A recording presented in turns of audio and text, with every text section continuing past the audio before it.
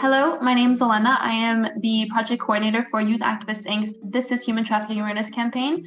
I have a background in criminology as well as a minor in child and youth care services. So I know a decent amount about the criminal code, the Immigration and Refugee Protection Act, as well as the Youth Criminal Justice Act. Human trafficking is the exploitation of victims in order to solicit some sort of benefit, whether that be sexual pleasure, labor, some sort of, personal gain. A lot of the times with human trafficking, it happens to younger women. In Ontario, about 63% of younger Canadian women were affected.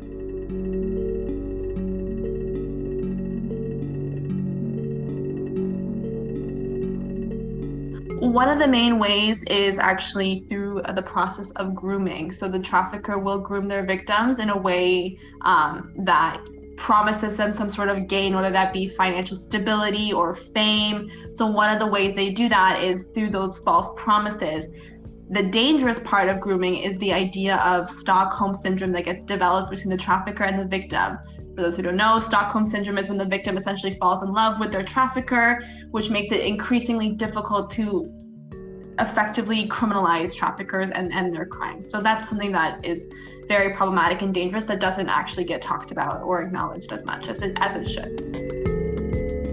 In today's society, the main avenue is social media. A lot of the times it can be through Instagram or even Twitter, with the idea of complimenting their physical beauty and saying, you would be a great model for this, you'd be a great fit for this. And it's that promise of fame and fortune because you're acknowledging their physical beauty, especially at such a vulnerable young age where they don't even have the highest levels of self-esteem in order to really dissect what's going on and what's considered criminal behavior and what's considered actual endearment. Another reason is before they became victims, they were already in such a vulnerable state, physically, socially, economically, whatever it was. They were in a vulnerable position, and even for migrant and immigrant women, if they're undocumented or they're not fully Canadian citizens, the idea of trusting the police with their story and what happened to them, it's frowned upon in that sense, which is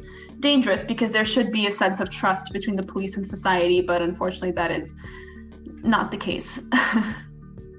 The main one that I've noticed is the idea that human trafficking only happens internationally. That's false. While it does happen internationally, it is most common in North American borders, and that doesn't really get talked about. It's that idea that human trafficking victims are, placed in boxes, and it happens in more underground areas, and unfortunately, it happens right in front of our eyes.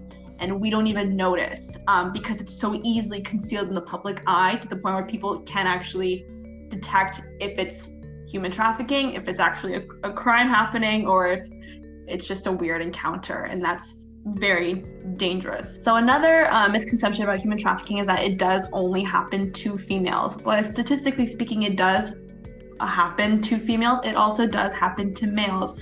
One of the cases that happened in Canada was the R versus Demoter case. It was a family-run criminal organization in which they recruited men to work from Hungary to Canada. So that, it brings in that part of the international perspective. But when they were, deployed to Canada, their travel documents were confiscated and they were forced to live and work in unsanitary, very inhumane conditions without any breaks, and that is a clear example of human trafficking because they were lured into a criminal investigation that had nothing to do with what was promised, in which their basic human rights were essentially violated and stripped away from them.